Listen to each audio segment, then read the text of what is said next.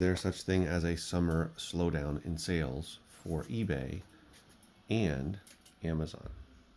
Yes.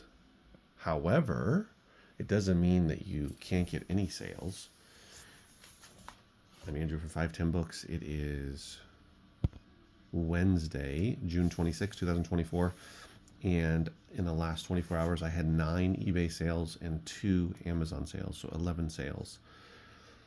Now, I don't get 9 eBay sales every day in June, but this last few weeks I have been getting some nice sales.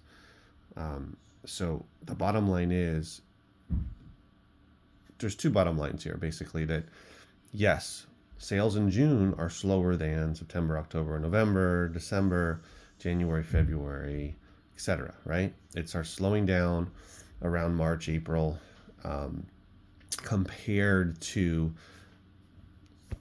Was interrupted by my kid. So yes, 2 bottom lines. Number one, that yes, sales are slower in June, July, in the summer, essentially, than later in the year. However, it doesn't mean you can't get sales. It doesn't mean you can't have a lot of sales.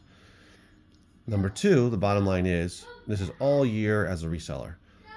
If you're consistently listing items that people want to buy on a weekly basis, you're going to get sales, period. So you've got to learn your niche and you've got to list them. You got to put the right keywords in there, in the title, and price it correctly for it to sell. Don't price it too high so it won't sell, or price it too low so you won't make as much money as you could, or very little money, very little profit. And you should get sales, but you have to know your niche, right? My niche is books, CDs, and DVDs for the most part.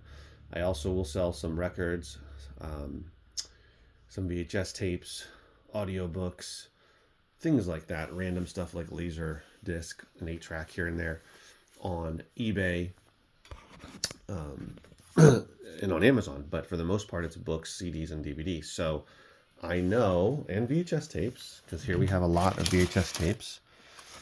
I know these niches really well. I don't sell clothes, I don't sell shoes, I don't sell golf clubs, I don't sell bats, I don't sell rugs, etc. I focus on books and media. Yeah, I'm not gonna, if I find a bicycle, I'm not gonna sell it. Whatever, right? Like, I don't sell furniture. I don't sell baseball gloves. Leave that for somebody else. You can sell all kinds of stuff. Find out what you like. I would start with what you know about / like. Usually things that you like or enjoy or do in your personal time is something that you know about. So I love books. I've always been a big reader. Always loved movies. Always loved music.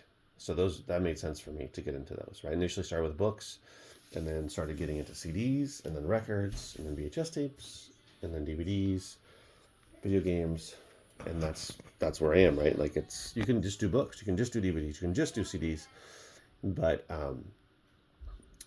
staying within the same niche for me has worked really well. So as an example, I got this massive donation, which I believe I made a video about on the channel, of DVDs and VHS tapes, and now I'm selling them. So I've already sold, I think, 13 DVD lots. This is the latest one. This is a Baby Einstein. There are 21 in here. And I sold this one for $35 plus shipping. And then I've sold 2 now. This is the first 2. This is the Baby Einstein VHS tape lot. There's 12 of them in there. I sold that for $25. No, $30, I believe, plus shipping. And this has 3 VHS tapes that I've never seen before. I've never seen the program before. It's called Between the Lions, I believe. 3 of them in there. I sold that for $20 plus shipping. So I've been seeing some nice sales with these lots.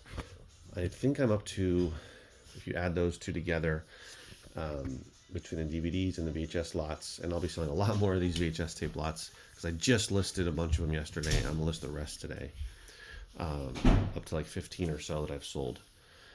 I added up all the DVDs only that I've sold, the lots, and I still have some more to sell, but so far I've profited. This is after everything, guys. This is after shipping and eBay fees. I've profited $600 just off the DVDs, DVD lots, and there's still more to sell. I've sold a good chunk of them, probably more than half, with 13 sales, 13 lots, because I don't think there's that many more. But that's just off the DVD. So now we're going to start selling the VHS tape lots. So it'll be a really nice profit off of a big donation that came from a longtime customer in my store, which is one of the big reasons why I started the store, is to start to build a constant flow of new inventory coming in, whether it's donated, whether I do trades or store credit, or I do buys. I've done more buys, probably more donations, but it's close. Donations and buys, and then I've done a good amount of given store credit out, or just done straight trades. I also sold CD, a book, a DVD. These are all individual sales. Another book. Some of these have been sitting for a while. Some of them I just listed. Hold on. This Warhammer book, Warhammer 40,000. Didn't sell for that much, but this one actually been sitting for a while. That one sold. The reason why this sold is because I'm running a promotion for older items that are 30% off. Glad to move them 30% off, get them out of my inventory. Also sold this Vietnamese language CD. The bottom line is, even though it's summer and it's slower, doesn't mean you can't have some great sales, right? Keep finding great items, keep listing them, and you keep selling them, period. People don't stop buying stuff on Amazon and eBay in the summer. More people go on trips, go on vacations, go outside, get off of their phones. Probably not, but outside on their phones. And tend to go experience things versus being inside. Obviously in the winter, people are inside more, etc. But it doesn't mean that people aren't buying. Just because someone went to the beach all day doesn't mean they can't come home at night and buy a lot of DVDs or VHS tapes or books or whatever. So don't make excuses for your business not to succeed. Whether you're doing this part-time, sometime, or full-time. If you're doing it full-time, you already know this, right? You already know that you've got to be putting in the hours to source, putting in the hours to list, and then, of course, shipping. But sourcing and listing, very, very, very important. That's what leads to all the shipping, all the sales. It's really the bottom line. So I've been going through a lot of stuff. I still have those a Gaylord and a half of CDs to go through. I'm going to start diving into that again tomorrow when I open the store.